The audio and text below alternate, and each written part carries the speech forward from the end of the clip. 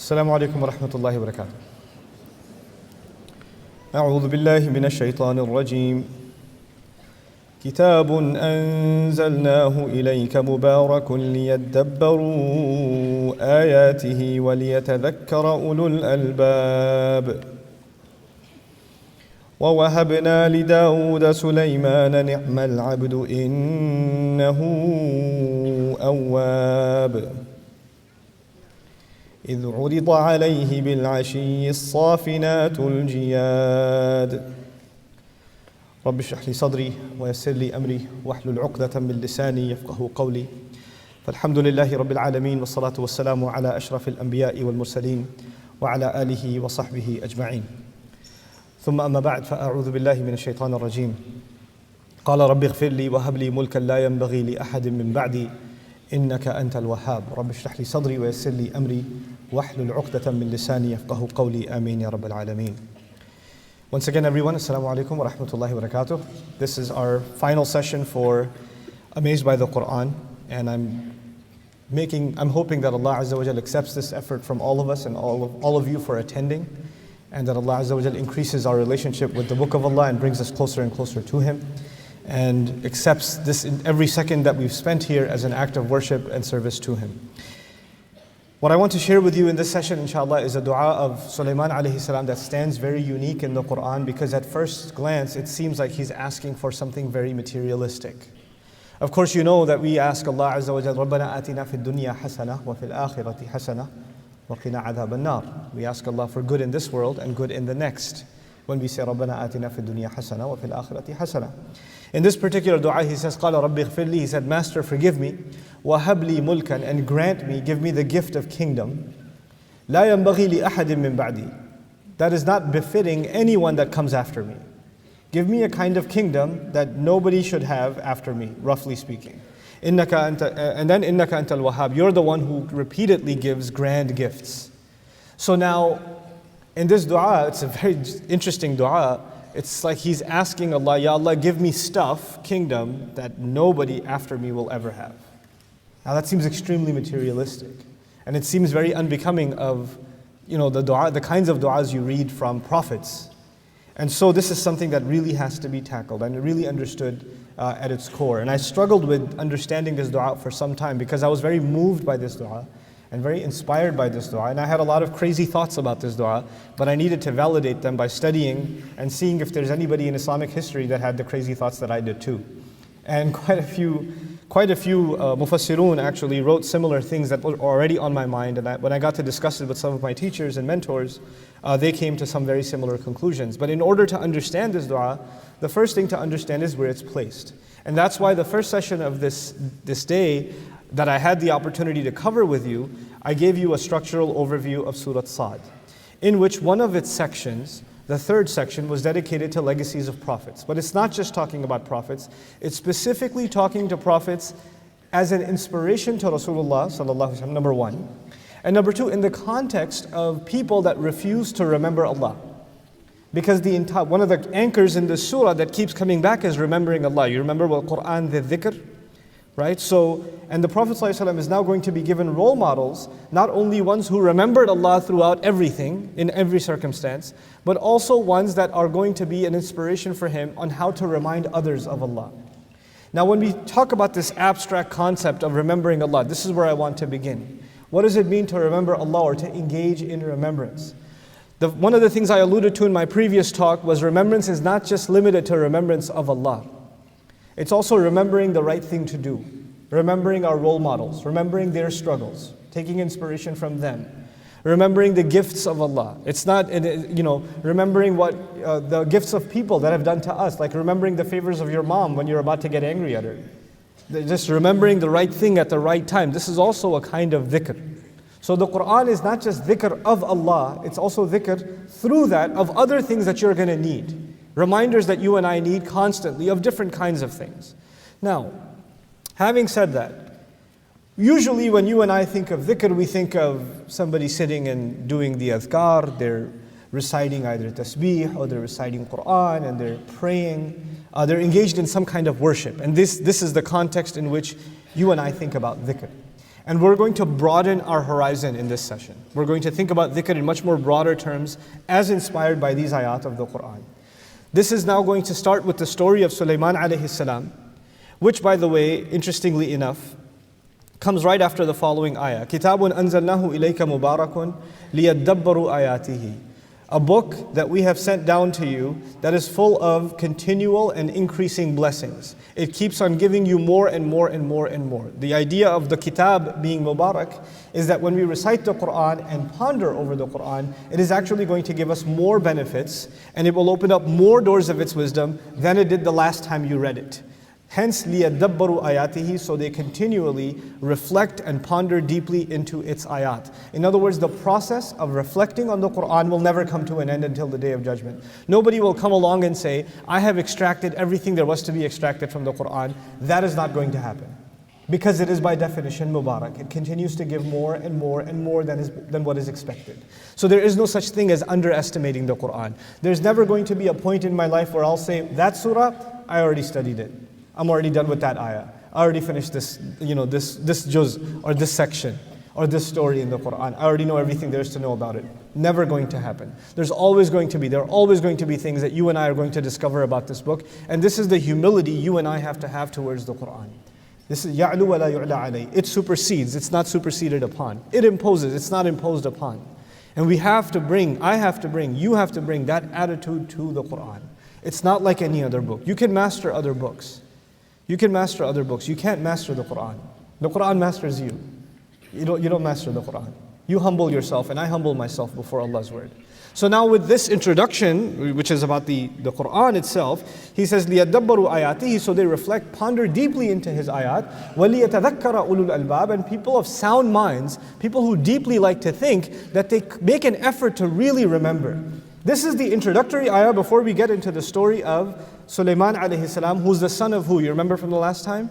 Son of Dawood, which is the previous passage. So between that passage and this passage is this ayah about the Qur'an, reflect deeply. As if Allah is saying, before you engage the story of Suleiman, know that to understand it, you're going to have to think very deeply. And you're going to have to do a lot of review and reiteration and think through before you arrive at what Allah wants you to arrive at. It's not just going to come without effort. وَلِيَتَذَكَّرَ أُولُو الْأَلْبَابِ لِيَدَّبَّرُوا آيَاتِهِ. These are not easy things. Reflection doesn't just happen when you're just sitting there and just reciting casually. It requires you to leave other thoughts behind and just engage yourself in the book of Allah. And that's before I get into these ayat. And by the way, I'm going to so stick to my time. Watch. It's going to be awesome. I'm going to be so good with my time. But before I get into these ayat, I do want to share with you one of the most valuable things I learned from a writer, Amin Ahsan Islahi, rahimahullah. He wrote an Urdu book called Mabadi Tadabbur al-Quran, and he wrote something in there that struck me. I read this maybe 12 years ago, and it's been in my head since. He gave this analogy about the attitude we're supposed to have towards the Quran when we study it. And the analogy he gave is, if I were to tell you that I have buried $5 in the backyard, 10 feet deep, here's a shovel. The effort it takes to dig 10 feet is not worth what? $5. But if I were to tell you I've buried $5 million, 10 feet deep, you know what? Let's make it interesting. 20 feet deep. Then the effort is totally worth it. You're going to be exhausted. You're going to have die. But you know what? Even when you're 3 feet into it and you feel like you're not making any progress, you remind yourself what this is worth. And you get back in it. And your family is saying, take a break. No, I'll take a break when I'll take a break. When your body can't take anymore and you collapse, and as soon as you wake up, you don't think about food, you think about digging again. Because you know what the effort is worth. In other words, human beings apply effort. By nature, we exhaust ourselves when we know something is worth it. And so he made the argument that if somebody doesn't have time to reflect on the Qur'an, maybe they just they haven't internalized what it's worth. They just haven't internalized what it's worth. Because if they did, they'd drop other things and they'd make time to reflect. It wouldn't be a casual endeavor for them. It would be something totally worth it. And actually the reflection on the Qur'an, أَمْ عَلَى قُلُوبٍ أَقْفَالُهَا, the cost of it, it's not just there's a treasure that lies underneath, which it does. It certainly does. But as a matter of fact, people who don't reflect on the Qur'an, Allah complains they have their own locks placed on them. It's a very serious matter, tadabbur in the Quran. It's not a casual thing. It's not something for the scholars to do or for some group of people to do that, the rest of us are off the hook. They can do the reflections for us. As a matter of fact, tadabbur, the idea of pondering over the Quran, learning its meanings, learning the basic meanings, studying a tafsir or something like that, but then your own engagement with the book, your heart and soul engrossed in the word of Allah. That is something Allah wanted for every single human being. This is one of the things that makes our religion beautiful, is that we actually don't have intermediaries between us and Allah. Allah speaks directly to every single believer, right? And He didn't impose on us this artificial hierarchy that, unless you do this, this, and this, you cannot engage with the book of Allah. No, He opened this book to all of humanity. As a matter of fact, He invited all of humanity to reflect on it. And unfortunately, we've got a culture in which we confuse learning from reflection, right? There's a bare minimum every Muslim should try and learn. Right? And there's some things, فَاسْأَلُوا أَهْلَ الذِّكْرِ إِن كُنتُمْ لَا تَعْلَمُونَ. If you're in your own reflections, if you don't learn, you can't reflect. So you're on a constant journey to learn. But this unfortunate kind of attitude that until you become a shaykh, you shouldn't even think about the Quran. This is a disservice to the book of Allah. This is not what the intent ever was. There were plenty of people in our history, even from the Sahaba generation, who were not very knowledgeable in the Quran. They knew very little Quran, but whatever little they knew, they pondered over. They reflected over. They constantly mulled over. This is something that deserves our time. And this is not just an intellectual exercise. The Quran makes it very clear. Hearts get locked. It's a spiritual exercise. To ponder over what Allah is saying is a spiritual exercise. And it will open up your heart. Now, having said all of that, وَوَهَبْنَا لِدَاوُدَ سُلَيْمَانَ. We gave the gift to Dawood. We granted him the gift of Suleiman.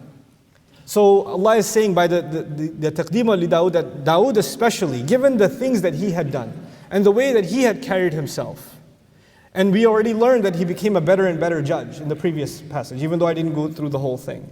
Allah decides to give him the gift, him in particular, of Suleiman. That's captured in the language of taqdeem. It's brought a little bit earlier. And so from it, the Prophet is being taught, sallallahu alaihi wasallam, that the way he's carrying himself, Allah will make sure that his legacy will be continued. That will carry on. Just like we gave to Dawood, who did we give? Suleiman. Now, about Suleiman alayhi salam, ni'mal abd, what an incredible slave. This is very important, folks.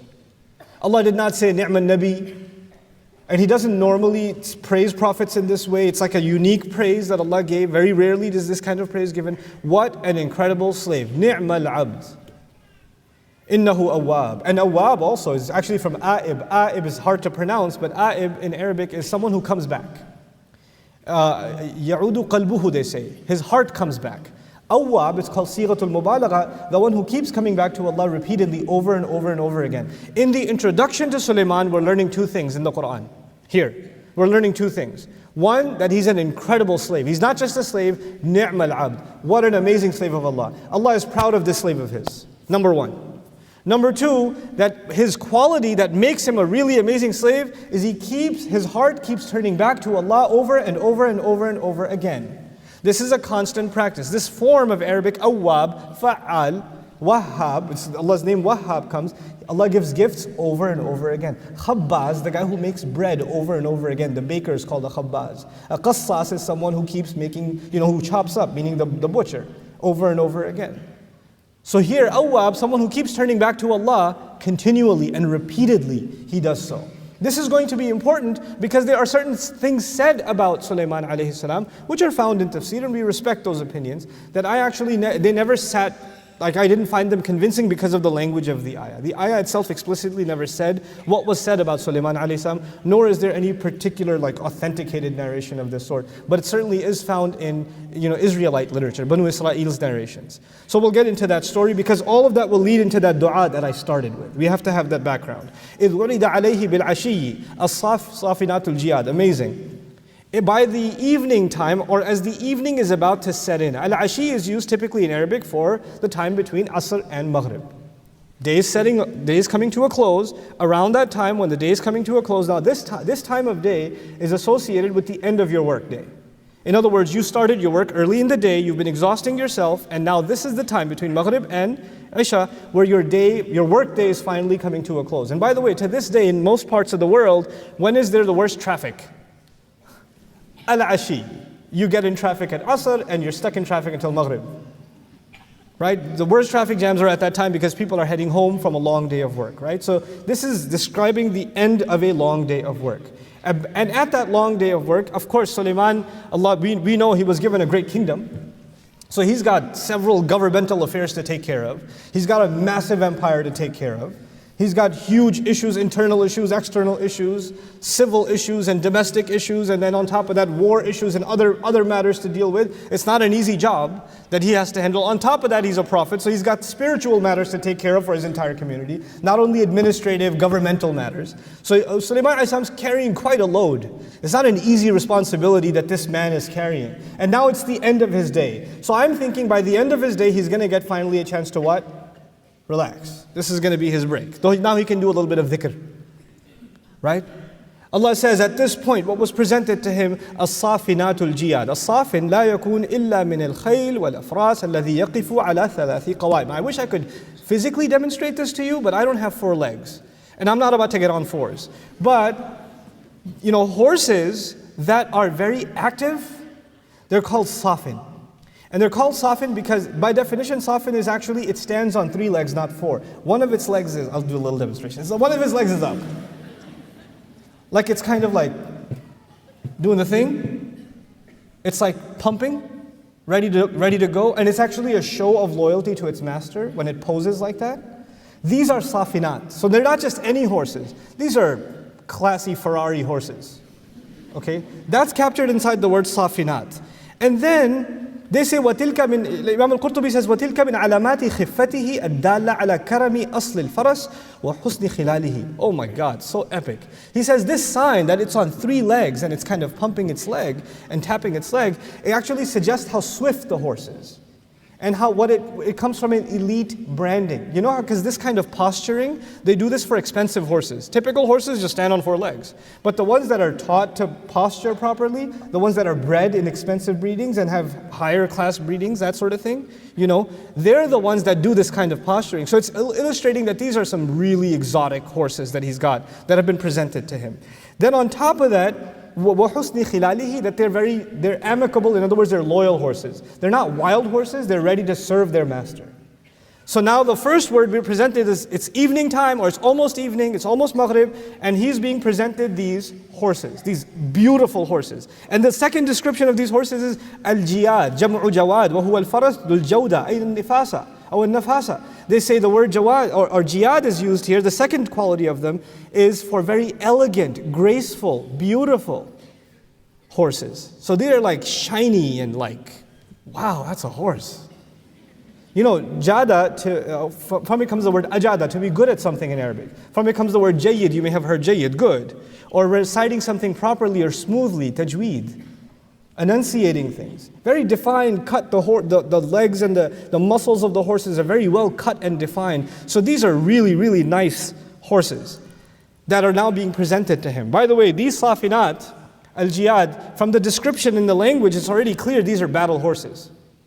Because they are cut up, they're muscular, they're ready to run, and now they're being presented to him for inspection. What is Suleiman's job? What did I already tell you? What is his job? Alayhi salam. He's a prophet, he's a ruler of a massive, expansive empire. He's been exhausted the entire day, the day is coming to an end, and now the cavalry, by the way, Suleiman alayhi salam's army includes all kinds of animals, and all kinds of things. You guys already know this from other places in the Quran. But now the cavalry is being brought in, and he's going to check, it's being presented to him. It's being brought to him. You should inspect it yourself. Man, I got other things to do. Can't somebody else do this part? But Suleiman alayhi salam goes and he wants to check them himself. He wants to look at the horses himself. فَقَالَ. Now this is the part that the interpretation that's commonly given, I will share with you first. And then I will tell you that I completely disagree with it with all due respect and share with you what I find far more convincing. And you can make up your own mind. I do not impose my convictions on you, but I don't hide them either. Okay? So at the first, let's just see how it's typically translated or understood. فَقَالَ. Therefore, when he saw the horses, he said, إِنِّي أَحْبَبْتُ حُبَّ الْخَيْرِ. That I certainly have fallen in love with the love of good. And the good is used in Arabic many times for horses. Like the ultimate good for the Arabs was horses. Right? So the language here in the Quran suggesting that when he sees these epic, glamorous horses, he says, I have fallen in love with the love of good. It's almost like this king who's got a car lot full of Ferraris and all of them ring, And he's like, yeah, I love this good stuff. I love my horsepower. You know? عَنْ ذِكْرِ رَبِّي. But out of love of this good of mine, he's checking on the horses. This love has taken me away from mentioning or remembering my master. So the story goes, that's attributed here, is that he was taking care of his horses. And he was so busy with these horses that, and what time was it, by the way? I forget. It's Asr time, and you're taking care of the horses. Before you know it, what shows up? Maghrib shows up. He doesn't even realize he's still in the barn taking care of the horses. Maghrib passes. He looks outside. Salat time is over. And he says, my love of good kept me from remembering my master. So he missed Salah. That's the interpretation, one of the interpretations offered for this. حَتَّى تَوَارَتْ بِالْحِجَابِ, until it disappeared into the unseen, and behind the barrier. Which barrier here suggests, some say it disappeared behind the barrier means the sun disappeared behind the barrier of the horizon. Okay? And it being feminine tawarat, so which means Maghrib came and went. Right? Does the Quran say the sun disappeared? No, it says it disappeared. That's what it says, it disappeared. So now when he experienced this, he got upset. And he said, Rudduha alayya. Bring them back to me. Bring the horses back to me. And it could be that he did this as an act of tawbah, because now he feels that he's missed a salah, so he has to give some kind of kafara. Some even say that, in previous nations, when you missed a prayer or when you did a sin of any kind, like a shortcoming, then the way to make up for it is to sacrifice. Right? So he called the horses back. فَتَفِقَ مَسْحًا بِالسُّوقِ وَالْأَعْنَاقِ. So he started, tafiqa means to begin to, he began to pass over them. Mash, you guys know mash, like mash over socks and mash over the hands and things like that, or over the head, mash over the head. So he starts passing over them, over bisuq, over their legs, or the thigh muscles, and al-a'naq, and the necks. He starts passing over them. So some add the interpretation here that what it means by passing over them is he took a knife and he passed it over them. He went and he chopped them legs and he cut those necks. So he basically slaughtered those animals. And then the discussion follows in much tafsir that he slaughtered them as an act of sadaqah. Of course, when you slaughter these animals, you're going to give them in charity and so on and so forth, right? So that's what he's going to do. Now, before we go any further, I'll share with you why I disagree with this. And these were my own thoughts until I read Razi, and it was almost entirely echoed. Razi mentions all the opinions and mentions at the end what he thinks, and I find it highly convincing because I was already kind of convinced of it. So here's what it is. First and foremost, the Prophet ﷺ is being given role models in remembering, because this surah's theme altogether is remembering. So it defies the idea that Allah's Messenger ﷺ is going to be given a role model who himself forgot what? The prayer. That's the first problem here. The second problem here seems to be that this messenger is from the legacy of Dawood alayhi salam. And Dawood alayhi salam, we know, was someone who kept coming back to Allah, making tawbah himself. That's already been described. And he's a continuation of that legacy, so he's been trained well by his father.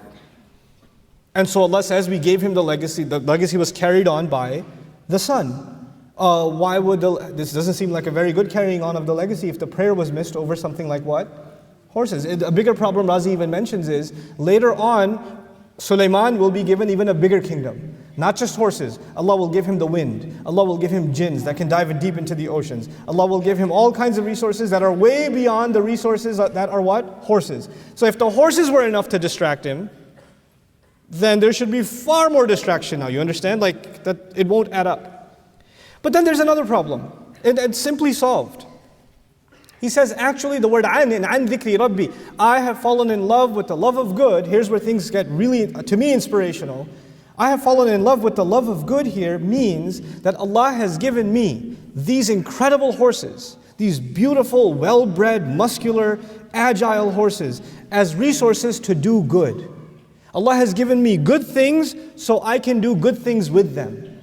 So khair actually in the Arabic language and in the Quran suggests two things. It suggests good material things, and it actually also means good deeds. Khair is used for good things and good deeds. Now there's a duality of meaning. I love to do good deeds, but in order to do more good deeds, you need more good material resources. I'll give you a personal example. I've been teaching Arabic for a very long time. When I didn't have the resources, I was teaching it in my living room. And there were a few of my friends from the neighborhood used to come, and I used to teach them on a dry erase board. It was good. But now, 15 years later, the organization that I started on my laptop has some more resources. I'm still teaching some Arabic and Quran, but because of those resources, has the good spread further? It has. When you have more resources, then you're able to do more what? More good. Now, the problem is when you are looking at khair in one dimension. I want more material good. I want more material good. This is what a lot of people live for, by the way. I want a nicer car. I want a better house. I want nicer clothes. And it stops there. This is what I want. All of those things, totally cool. Want them, no problem. But want them so you can do what? Way more good. Want them so you can do, there's a bigger good at play here. When he is checking on these horses, by the way, he's actually preparing a cavalry that will take on the charge of defending the lands of the believers, taking on the violent aggressors, doing Allah's task, fi sabilillah.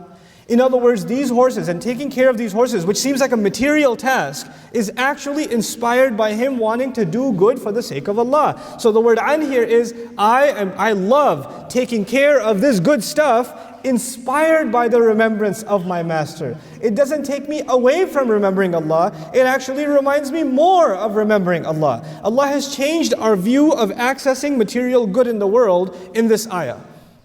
You do not have to be afraid of the material. You have to put it to work. You don't work for it, it works for you. A lot of people work for money. A lot of people work for wealth. But no, wealth should work for us.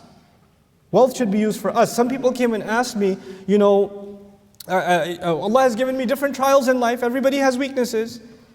But I'll tell you one thing that Allah gave me as a gift. Was like fame is not a weakness for me. Alhamdulillah, I have many other weaknesses. Ask my parents.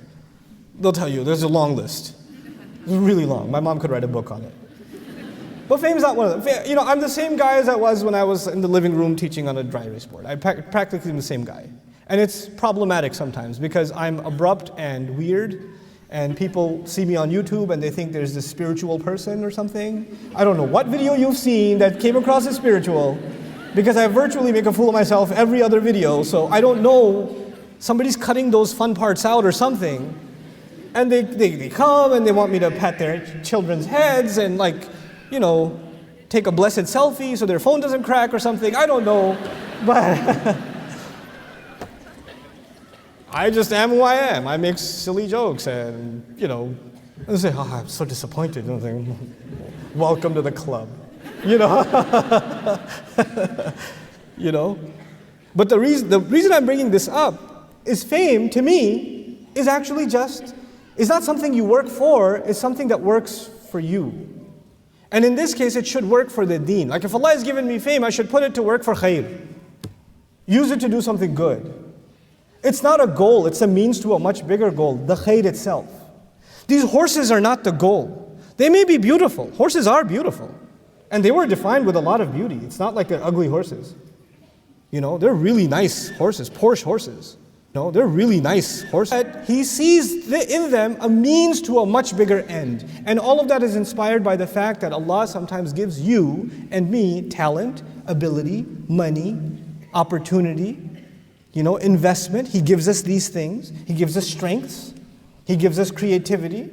And that creativity is supposed to be used for something much bigger. This is what Suleiman alayhi salam sees.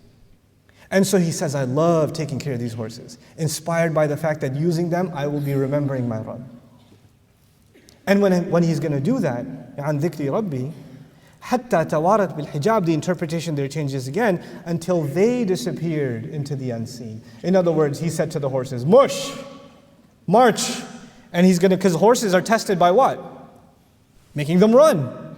So he gets the horses to run off.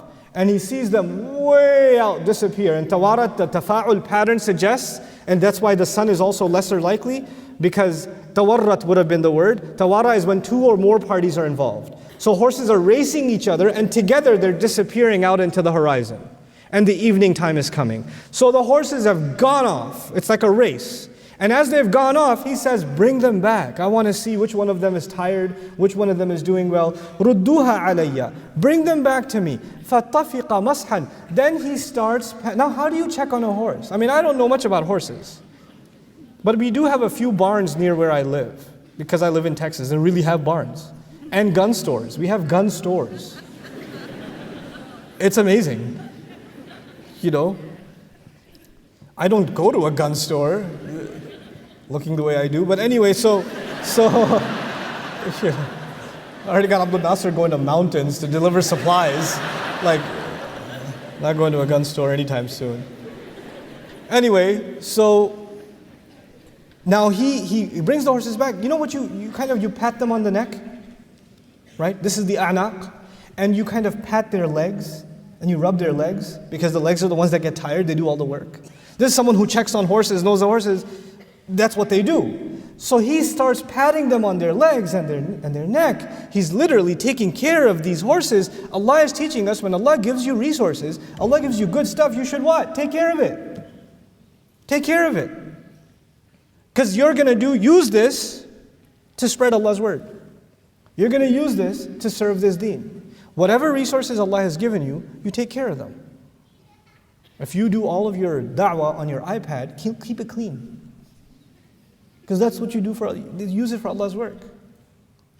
If Allah has given you the ability to speak, to maybe teach, maybe you teach some friends in college, maybe you teach some people at home, dress your best.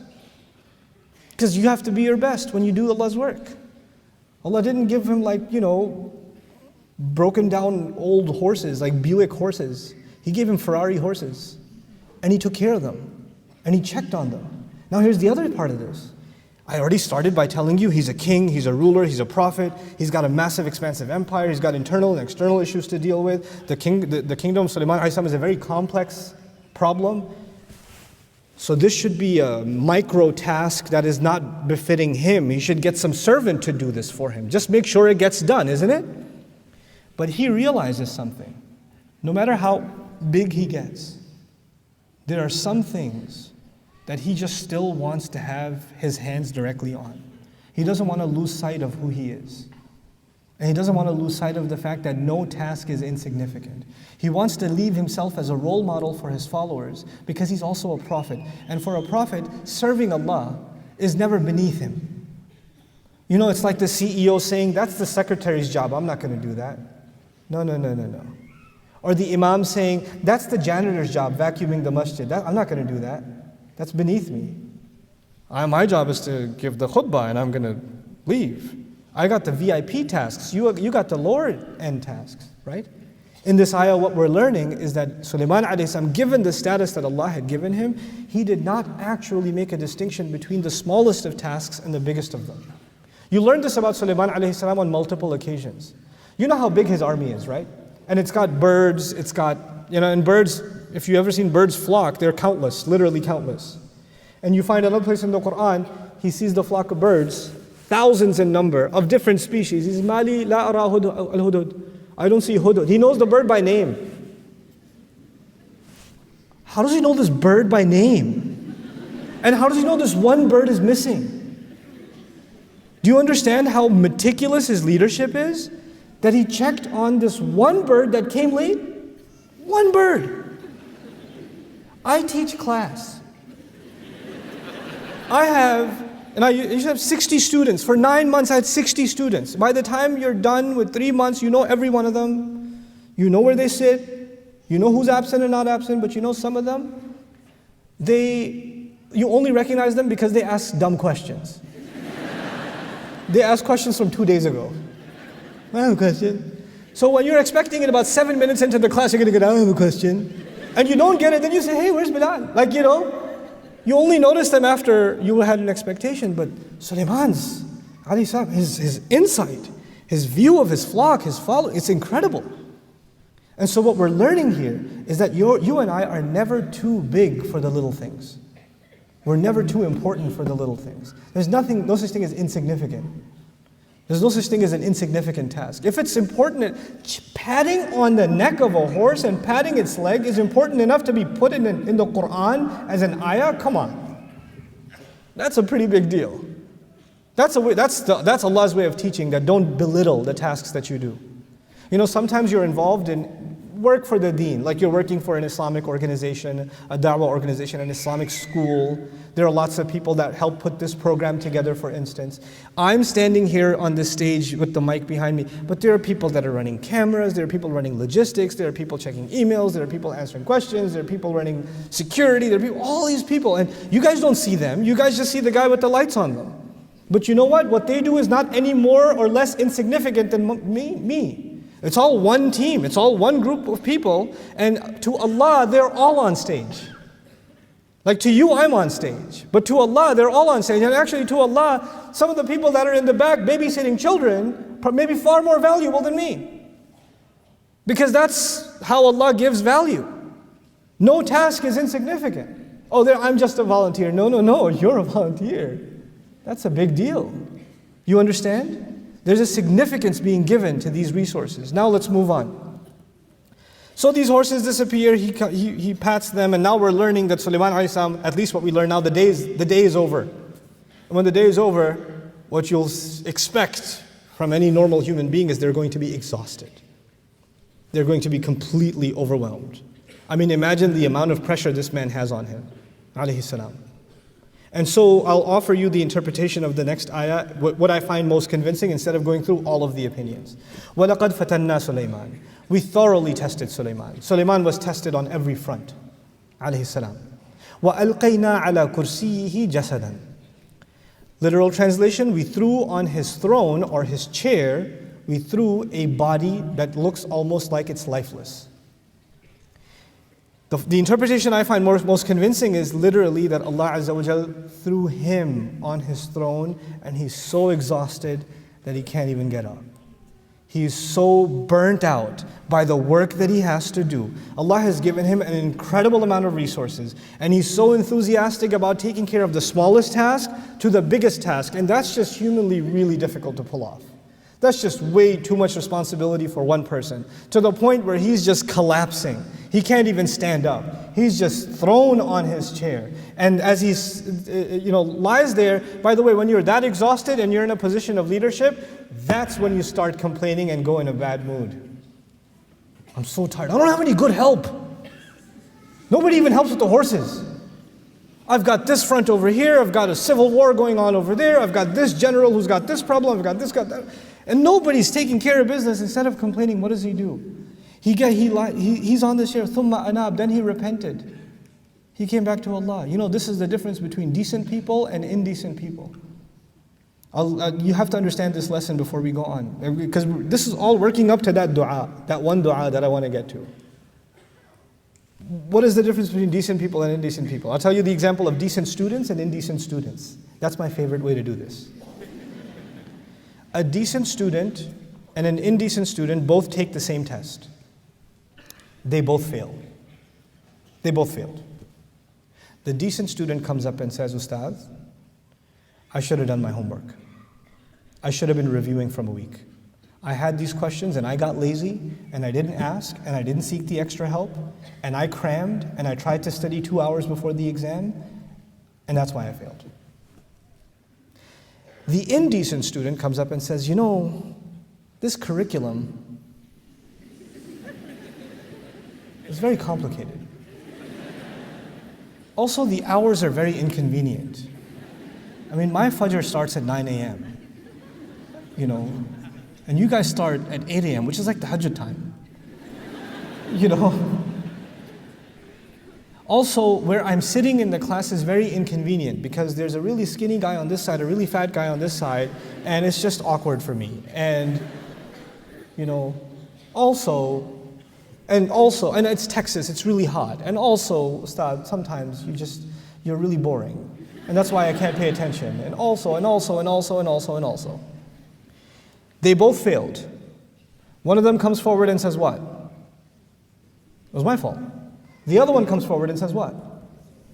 It's the entire universe's fault. The only one not at fault is me.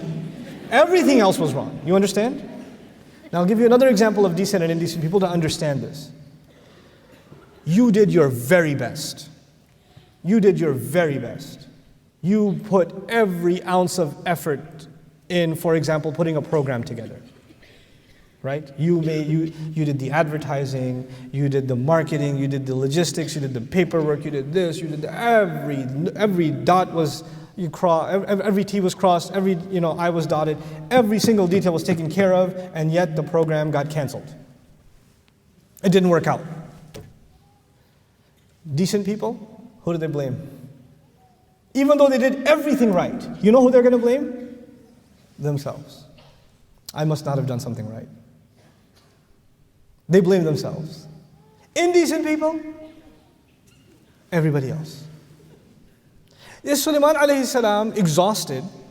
And if he's exhausted, he's thinking, if I'm so exhausted, I won't be able to do other work. And by the way, people like that, they don't end the day and say, thank God there's nothing more to do. People like that, when they lie down in bed or sit back on their chair, what are they thinking about? The 80,000 other things that did not get done, isn't it? And now he doesn't even have the energy to get up and get those things done. So at this point he's feeling incapable, and yet he acknowledges something about himself. It must be something wrong with me that Allah didn't give me the energy to be able to do this. So he starts repenting to Allah. And then he says to Allah, this is the dua. This is the dua that this session is about. قَالَ رَبِّ اغْفِرْ لِي. He said, Master, forgive me. Forgive me for what? He did everything right. He exhausted himself in Allah's service. This is the attitude of someone who will serve Allah's deen, inspired by the Prophet Suleiman alayhi salam. You and I, whatever we do to help make the world a better place, whatever contribution you make, it's not going to be perfect because we're human beings. He's not asking forgiveness necessarily for sin. He's asking forgiveness that his good may not have been good enough. It's a big difference, guys. Big difference. This is the same reason that you have Ibrahim alayhi salam, after passing all of his tests and building the Kaaba, saying, Tub alayna, accept our tawbah. Tawbah for what? Building the Kaaba? That's a good thing. But maybe I didn't put the brick just right. Maybe I didn't do this right. Maybe there was something missing. It's Allah's house after all. A lot of pressure. Maybe I wasn't perfect. Accept my tawbah. Accept our tawbah. We're going to do good things, and instead of patting ourselves on the back, we're going to do good things and say, Ya Allah, forgive the shortcomings even in the good things that we did. I have to hold myself and you have to hold yourself. Those of you that are still awake, right, might come up to me because you feel bad for me and come up and say, Ustad, that was really nice. And even if you say that was really nice or you don't say it, whether everybody said that was really great or nobody said it, I have to ask Allah for forgiveness because I know it could have been better. I have to know I could have held myself to a higher standard. This is what people have to push themselves to. They have to keep pushing themselves. They don't have to be perfect. They don't have to be the best, but they certainly have to be better. They have to keep pushing themselves to be better. Master, forgive me. Then he says, وَهَبْ لِي مُلْكًا, and then give me the gift of a kingdom. لَا يَنْبَغِي لِأَحَدٍ مِّن بَعْدِي. Ya Allah, give me the gift of a kingdom that is not becoming, it doesn't fit anyone that comes after me. Yeah, by the way, mulk in Arabic has a couple of meanings. It means kingdom. It actually also means qudra, capability. Ya Allah, give me the capability that nobody after me will have. Why? Because I have more resources right now. I have more at my disposal. I have more ability to do more good than anyone has ever had. I've got this incredible opportunity. I just don't have the energy, the capability to take care of all of this and put it to use. What good is having, this amazing machine, but you don't have the strength to operate it? Ya Allah, I need the strength and capability to operate this machinery, so give me the energy to make full use of the resources that you've given me. Give me the power to do that. And he also recognizes, because he's a ruler and he is a politician too, along with being a prophet, he realizes that when that much power is in the hands of a human being, when that much power comes in the hands of a human being, then power corrupts. And absolute power corrupts?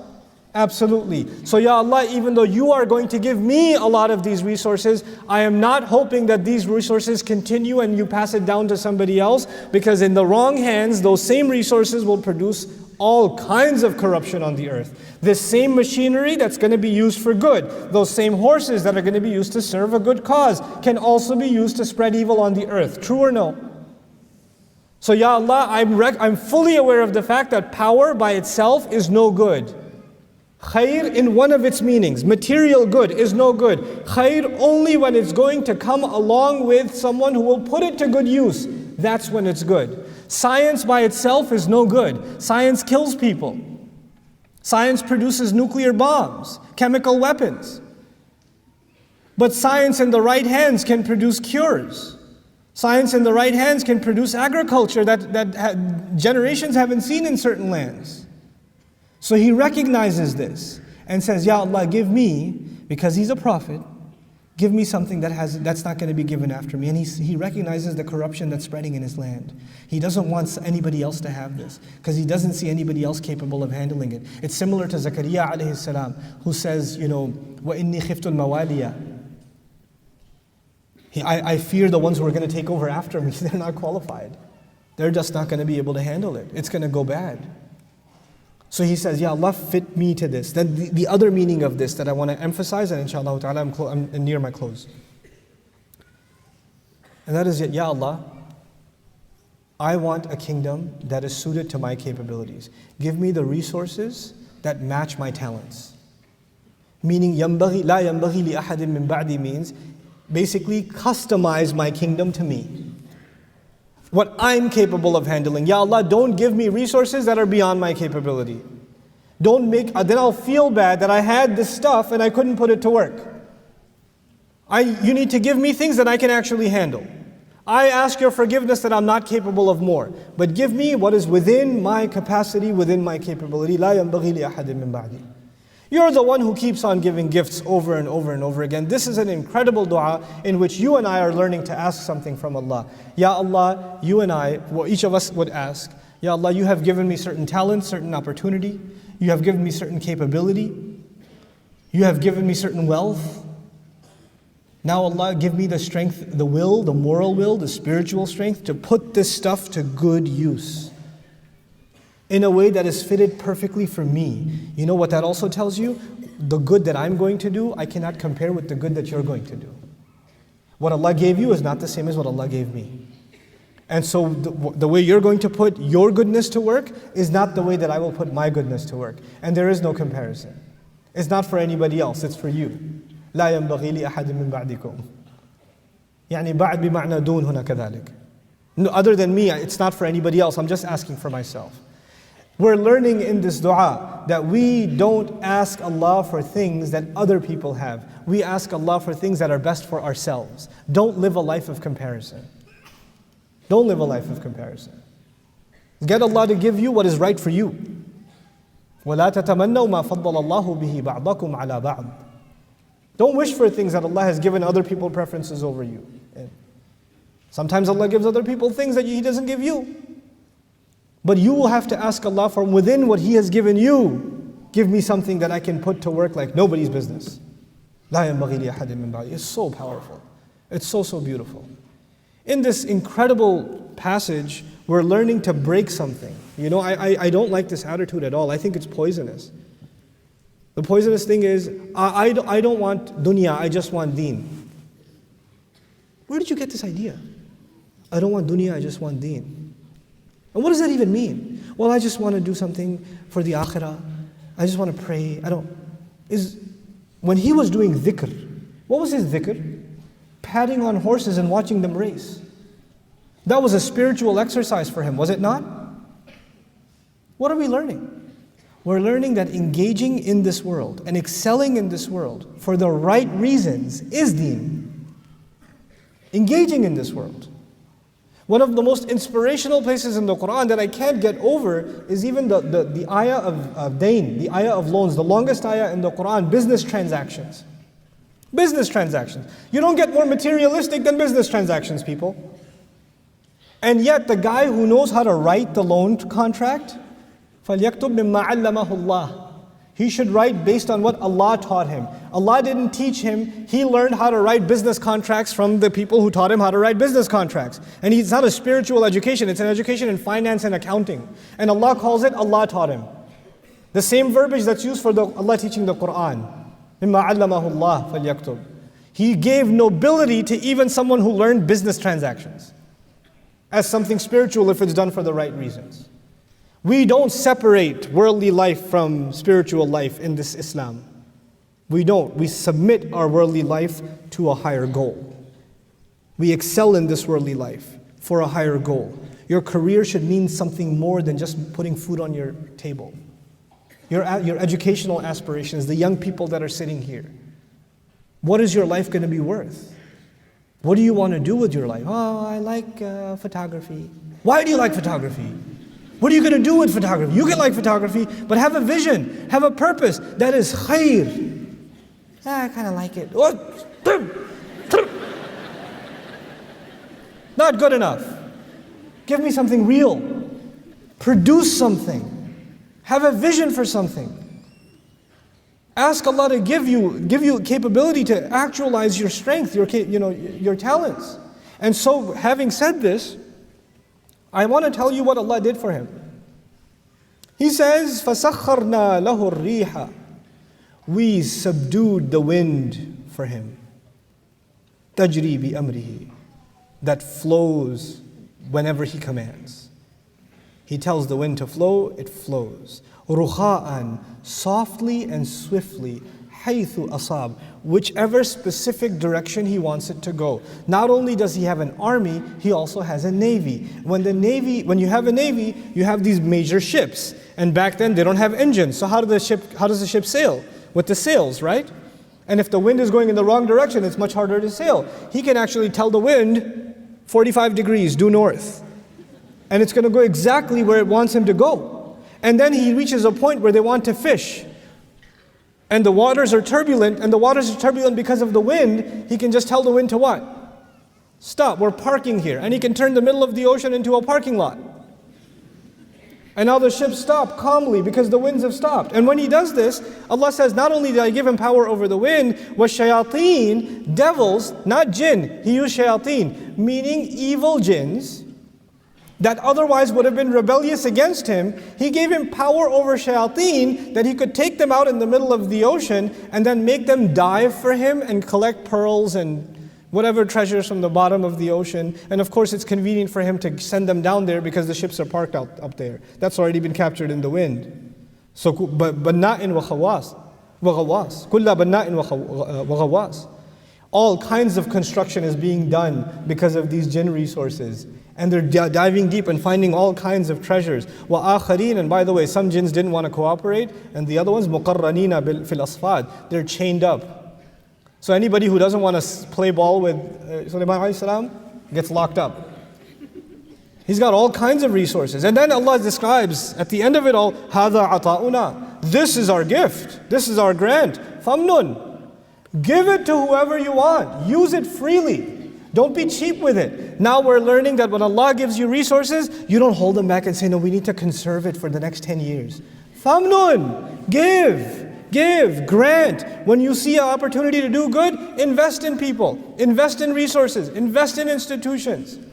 We keep thinking about saving. Allah says, no, you need to think about spending. I'm giving you, you spend. Oh, I'm sick. Or you can hold back too, if you want. If you see that there's something you spent in and you invested in, it's not producing as much good as you thought, pull back and invest in something else. Put the resources in something else. Put the manpower in something else. You decide what works and what doesn't work. And by the way, in this, Allah is telling us that sometimes we will invest ourselves in something and it will be successful. Other times we will learn that it wasn't successful, and that's okay. You have to invest in something else then. You don't give up. Well, I tried before and I failed. So what? Give. And then hold back sometimes. بِغَيْرِ حِسَابٍ. But don't audit yourself. In other words, don't hold back and say, oh, I don't know, I've done enough, I think. No, there's never enough. You keep going.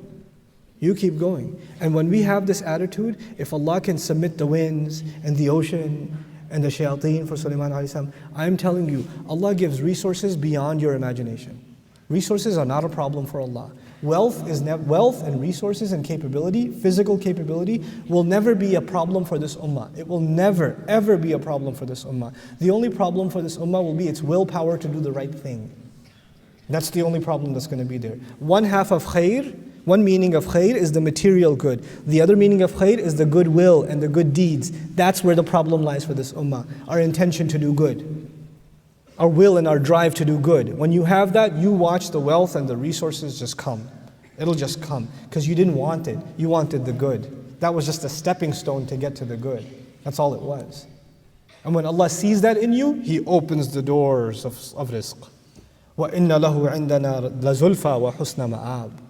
Oh, and He has a very beautiful place with us. You know, He has this beautiful, by the way, if you look at Suleiman alayhi salam, only in the worldly sense. If you know nothing about his spiritual life, you know nothing about him being a prophet, and you just look at him, somebody walks by and sees him, he sees a magnificent king with gorgeous horses and an endless navy and like ridiculous looking, scary looking things, I think they're jinn or something, you know, birds. He sees a person who has the best of worldly life. Wouldn't you see that? And you know what we think sometimes? We think if you have the best worldly life, you won't have the good akhirah. If you have good things in this life, probably chances are you won't get good things in akhirah. Akhirah is for poor people. You know? And this concept is corrupted. Akhirah is for people who don't have dunya in their heart. It has nothing to do with what you have in your hand. There are some people who have no worldly gains in their hand, but materialism is seeped inside their heart. Even if they're completely bankrupt, they are still people of dunya. And then there are people who are trillionaires, billionaires. But they have no ounce of it where? In their heart. In their heart is just desire to do more good. That's all there's there. That's all they care about. And those people are people of akhirah. They can have the best of this life and the next because they don't care for the best of this life. That was just a means to an end. That's all it was for them. And so this is the grant of Allah, and He will have a husna ma'ab, and much more beautiful a place to go back to. After all of that, Allah Azza wa Jal mentions this. I leave you with the following. This surah and the sequencing of it, I talked to you about before, but the sequencing of prophets also. Immediately followed after this is Ayyub alayhi salam. Ayyub alayhi salam is almost exactly the opposite of Suleiman alayhi salam. Why? Has no control over his family, not even over his physical body. Sometimes Allah will give you endless resources. Other times Allah will give you zero resources. He won't even give you the resources of your own body. Some people will be tested with a lot of material good. And other people will be tested with absolutely no material good. Nothing. And yet both of them, look at the language of Allah Azza wa Jal. By the end when Allah describes it, وَإِنَّهُ عِنْدَنَا لَزُلْفَى وَحُسْنَ مَآبٍ. He also has great status with us. He also enjoys this high status, subhanAllah. So it's not that your measure with Allah is determined by how much He gave you in this world. Because you might get confused if you only study the story of Suleiman. You say, well, if Allah really wanted me to do good, He would have given me a lot of good resources. And that's how I know Allah likes me. Well, no, He loves Ayyub too. So Allah gives tests, sometimes with good and sometimes with harm. You have to navigate both of those tests and prove yourself to Allah. Because through both of them, for both of them, these were just a means to an end. The difficulty is a means to something higher. And the ease is means to something higher. When the difficulty and the ease, when they become your end, that's when you lose sight of what this iman is about, subhanAllah. I'm particularly moved by this dua as I leave you guys, because I honestly think that we need an inspired young generation that is going to take this message of the Quran and is going to bring its light to every career. Every career. Some of you are going to go into the medical profession, some of you will be architects, some of you will be engineers, some of you will be historians, political scientists, anthropologists, I don't know, media people, animation people. There are going to be all kinds of crazy people. But whatever you are, you're going to excel in it. You're going to have your safinatul jihad. You're going to have your Ferrari horses ready to run in every one of those fields. And you're going to do them because you have a higher purpose. You want that career to mean something more than just money. You want it to mean something much, much bigger. And you want to show the excellence of Islam and the fact that you can live a life of dhikr no matter what career you do, no matter what path you take. You will still live a life of dhikr. And you will not forget Allah Azza wa Jalla. And you will exhaust your resources until they depart into the sunset, and still you'll want to give more and more and more. And even if you do hit a setback, it won't stop you from giving. You will make smart decisions, you'll learn from your mistakes, and you'll keep on moving forward. This is what the Ummah needs right now. This is what it needs. And this was the inspiration given to Rasulullah sallallahu alaihi wasallam, that whatever resources are at your disposal, more or less, you work with them and you exhaust them to their maximum. You put them to work. Famous ayah, لا يكلف الله نفسا إلا وسعها. Just that one part. لا يكلف الله نفسا إلا وسعها. Simply translated, Allah does not burden anyone except to their capacity. Allah does not burden anyone except to their capacity. Except, the problem linguistically is that would have been if the ayah was لا يكلف الله نفسا إلا بوسعها. If the ba was there, I would have no problem translating Allah does not burden a person except to their capacity. By removing the ba, what Allah did is a kind of tawassu', which means something drastically different and powerful. What it means then is Allah does not test or does not burden a person except with their own potential. Listen to what I'm saying again. Allah does not burden a person except with their own what? Potential. Wait a second. That means I got an 80 on a test, but I had the potential to get 100. Allah will ask me what? How come you didn't go for the 100? Just because you were good, it was good enough to get by. Mediocrity, you were just getting by and that was good enough. No, Allah will test you with your excellence, with the maximum potential you have. You and I will have to constantly ask ourselves, what more could I accomplish? What more could I accomplish? What more could I accomplish? And the only thing you're going to have to fear is your own, your delusional fear that you're not capable. You are capable. You are capable. Allah burdened you with capability. Allah burdened you with amazing potential. And you're going to keep pushing that potential over and over and over again, testing it. Because until you test it, you don't know what your potential is. You just don't know. I push myself. You have to push yourself. You have to put milestones on yourself. My next target is I want to know Hebrew in a year. I want to know it. I'm going to study it. Because I want to do some research into the Bible, the Hebrew Bible, for myself. I mean, I could just go ask a rabbi, but I want to sit with the rabbi, show him the verse in the Hebrew Bible and say, hey, translate this. Because I got my own translation. What you got? I don't know if I can do it, but I'm going to push my potential. Set goals for yourself and push yourself. Not luxuriously, hard goals for yourself.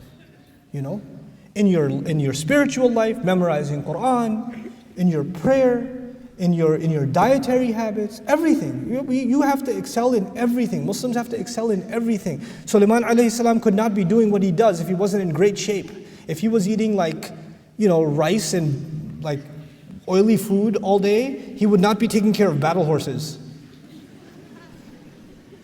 If he wasn't doing exercise and staying fit, you don't do what he does. You don't do what the prophets do if they're not in great shape. Physically, spiritually, intellectually, we have to push ourselves on every front, every front. That's part of what Allah expects from us. That's what I want to see in this generation, inshallah ta'ala. There's people that just, other human beings look at them and say, wow, they're good at everything. These guys are just good at everything. I want to be like them. May Allah Azza wa Jal inspire all of us to excel in everything that we do, based on His beautiful book. May Allah Azza wa Jal continue to grow us in our love and admiration and our understanding of this book. I'd like to thank all of you for your participation. I want to give a special round of applause to the organizers of this program that helped us. I don't know if they want to be named, but I really want to thank them and make dua for them. The kind of stress, effort, sleepless nights that went into putting this program together from the team on our end in Bayyina and here in Singapore is absolutely breathtaking. I am so humbled by their effort, and I'm so grateful to them, as all of us should be, inshallah. That's the first thing I want to share with you. The second quick thing that I want to share with you, inshallah, is just a recommendation for the rest of you. Look, I've cut down my travel quite a bit. I know it doesn't seem very convincing when I'm standing in Singapore, but I have cut down my travel pretty significantly, and the reason I've done that is because I believe that most of the work that I do, I need to just make these resources available to you. So when I travel, I'm able to do less work. When I don't travel, I'm actually able to do more work. And most of my work, you have access to it online, right? And I'm trying to produce more and more Quran study resources that can, inshallah, help you, help non-Muslims, help families, help children, inshallah, along with my colleagues. And if you'd like to support that effort, I'd like you to participate in Bayyinah TV. If you guys don't have a membership of Bayyinah TV, get one. Bayyinah.tv. Get a membership. If you can't afford a membership, just click on gift and get it for free. I don't care. But be part of it. Because every time somebody benefits from the good that we do, Allah gives us more. He gives us more capability, He gives us more blessings, and we're able to do more, and I've seen it happen. I've seen it happen. I want to get to a point where inshallah ta'ala, Bayyinah Institute has Quranic Arabic programs, Quran education for young people, the Islamic education, history education being offered all over the Muslim world. And actually all over the planet. Why not? We can take it over. Why not? No problem. And if people like you are going to support us, and you're going to be our ambassadors, look, honestly, if you guys believe in our work, I believe in my work, I do. On the one hand, I acknowledge that I have many mistakes, and our team, they could always do better, but I believe in the work that we do. And I believe that if Allah Azza wa Jal was to take my soul tonight, I have a case to make. Ya Allah, I did something good. I did something good. Ya Allah, just give me, like one person benefited over there somewhere. Just give me that one's reward and I'll be fine. Inshallah. But you know what? We have a potential. All of you can be like part of that ad-dal ala al-khayr kafa'ilihi. The one who points to something good is like the one who gets the reward of doing it. Right? When you spread the word about this resource, about Bayyinah TV, then not only are you benefiting, you're benefiting others, and every time they benefit, you're benefiting. And as a result, we're benefiting. And we're just, inshallah ta'ala, spreading this beautiful, beautiful book as it deserves to be spread. Hopefully we can do some justice to this book and some justice to this incredible, incredible, incredible deen. Thank you so much for your attendance. I'm so very grateful to all of you. You guys are going to be in my du'as.